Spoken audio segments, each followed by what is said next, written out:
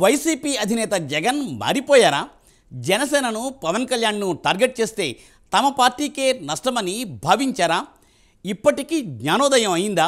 ఈ ప్రశ్నలకు సమాధానం ప్రస్తుతం అవుననే చెప్పాల్సి వస్తోంది. ఈ మధ్య పవన్ కళ్యాణ్ను జగన్ తిట్టడం లేదు. టీడీపీ బాబు లోకేష్ల్ని జగన్ టార్గెట్ చేస్తున్నారు. తాజాగా వల్లభనేని వంశీని జైల్లో పరామర్శించిన జగన్ తండ్రి కొడుకులు అంటూ చంద్రబాబు లోకేష్ను టార్గెట్ చేసి మాట్లాడారు. దీంతో పవన్పై విమర్శలు చేటు తెస్తున్నాయని జగన్ భావిస్తున్నారా? కాపు సామాజిక వర్గం దూరమైందని జగన్కు ఇప్పుడు అర్థమైందా? Let us watch the story.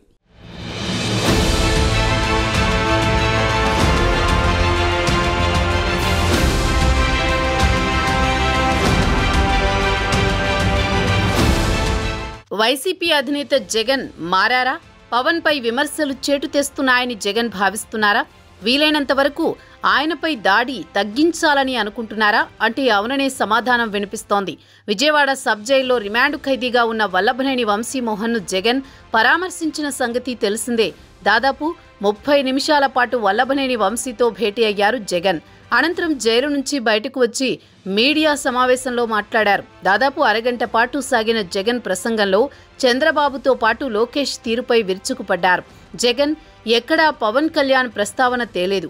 ప్రభుత్వంలో కీలకమైన డిప్యూటీ సీఎం హోదాలో ఉన్న పవన్ గురించి ప్రస్తావన చేయలేదు. దీంతో పవన్ విషయంలో జగన్ వ్యూహం మారినట్లు స్పష్టమవుతోందని రాజకీయ విశ్లేషకులు చెబుతున్నారు. నేల విడిచి సాము చేయకూడదని భావించినట్టు తెలుస్తోంది.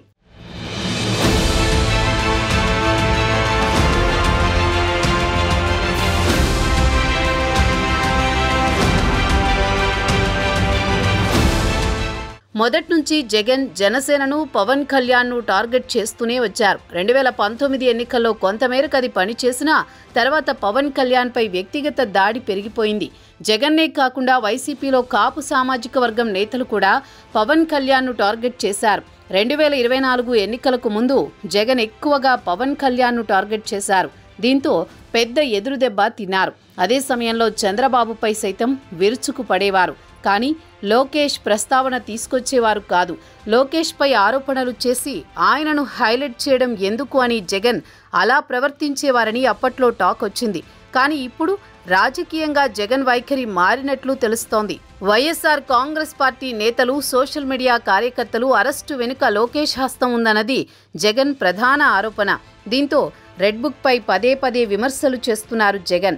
ఇంతకు ఇంత బదులు తీర్చుకుంటామని హెచ్చరిస్తున్నారు. తప్పు చేసిన కూటమి నేతలను, తప్పులను సమర్థిస్తున్న అధికారులను తప్పకుండా బట్టలూడదీసి నిలబెడతామని హెచ్చరించారు జగన్.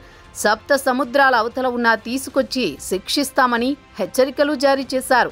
అయితే ఈ సందర్భంగా 30 నిమిషాలు మాట్లాడిన జగన్ నోటి నుంచి పవన్ ప్రస్తావన లేకపోవడం విశేషమంటున్నారు రాజకీయ విశ్లేషకులు.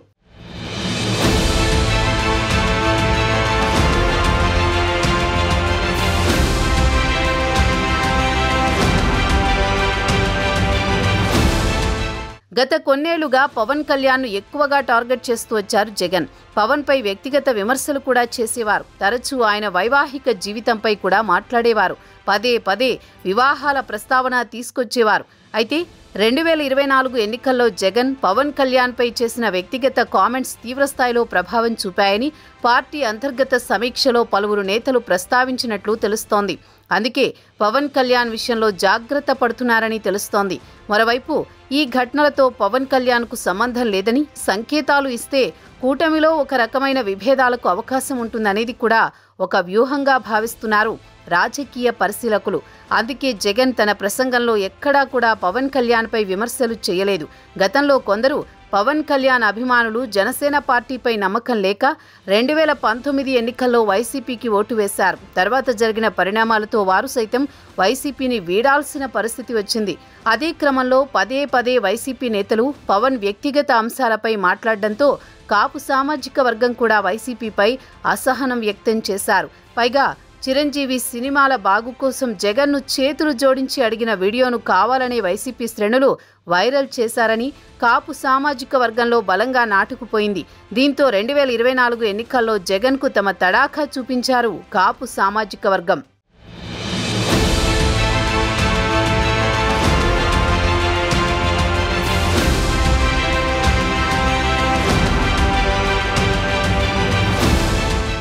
గత ఎన్నికల ప్రచారంలోనూ అంతకు ముందు కూడా పవన్తో తమ వ్యవహార శైలి రాజకీయంగా నష్టం తీసుకొచ్చిందని జగన్ గ్రహించారు.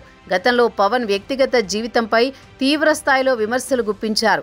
3-4 పెళ్లాలంటూ సీఎంగా తన స్థాయిని దిగజార్చుకుని మరీ పవన్పై అవాకులు చెవాకులు పేలారు.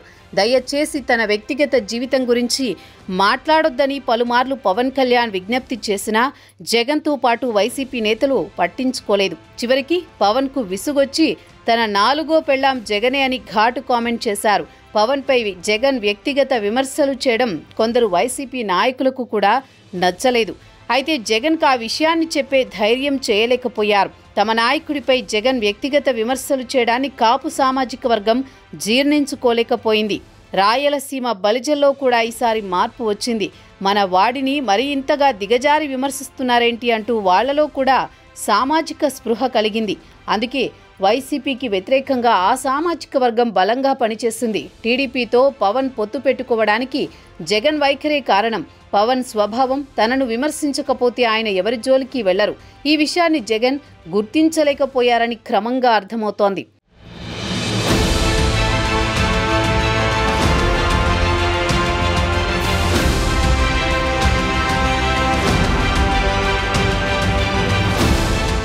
అయితే ఇదే క్రమంలో రాజకీయ పరిశీలకులు మరో విశ్లేషణ చేస్తున్నారు. దీనిలో జగన్ మరో వ్యూహం కూడా ఉందని చెబుతున్నారు. రాజకీయ పరిణామాలు ఎప్పుడు ఎలా మారతాయో తెలియదు. ఒకప్పటి శత్రువు మిత్రుడు కావచ్చు, ఒకప్పటి మిత్రుడు కాలానుగుణంగా శత్రువు కావచ్చు. ప్రస్తుతం ఉన్న పరిస్థితుల్లో వైఎస్ఆర్ కాంగ్రెస్ పార్టీకి బలమైన ప్రత్యర్థి తెలుగుదేశం పార్టీకి జనసేన మిత్రపక్షం. అసలు చంద్రబాబుతో పవన్ కళ్యాణ్ను కలిపిన ఘనత జగన్దే అని విశ్లేషకులు చెబుతున్నారు. పదే పవన్ కళ్యాణ్పై ఆరోపణలు చేయడం, చంద్రబాబును అరెస్ట్ చేయడం ద్వారా ఇద్దరు ఒకే తాటిపైకి వచ్చేలా చేసుకున్నారు జగన్. అయితే ప్రస్తుతం కూడా ఇద్దరి మధ్య సమన్వయం కొనసాగుతోంది. వారి మధ్య బంధం ఇలానే కొనసాగితే వైఎస్ఆర్ కాంగ్రెస్ పార్టీకి నష్టం తప్పదు. అందుకే చంద్రబాబుతో పాటు లోకేష్ను టార్గెట్ చేసుకున్న జగన్ పవన్ కళ్యాణ్ను మాత్రం పల్లెత్తు మాట అనలేదు. పవన్ కళ్యాణ్ విషయంలో జగన్లో స్పష్టమైన మార్పు కనిపించిందని తెలుస్తోంది. ఇటీవల జగన్ పిఠాపురం వెళ్లినప్పుడు పవన్పై ఒక్క విమర్శ కూడా చేయలేదు. గతంలో పవన్ ఎప్పుడూ పేరు పెట్టి పిలిచేవారు కాదు. దత్తపుత్రుడంటూ ఎద్దేవా చేశారు జగన్. అలాంటిది దఫా పిఠాపురంలో పవన్ కళ్యాణ్ ఒక సినీ ఆర్టిస్ట్ అంటూ సానుభూతి కామెంట్స్ చేశారు. ఇదే వ్యూహాన్ని జగన్ కొనసాగిస్తారా లేదా అన్నది చూడాలి మరి.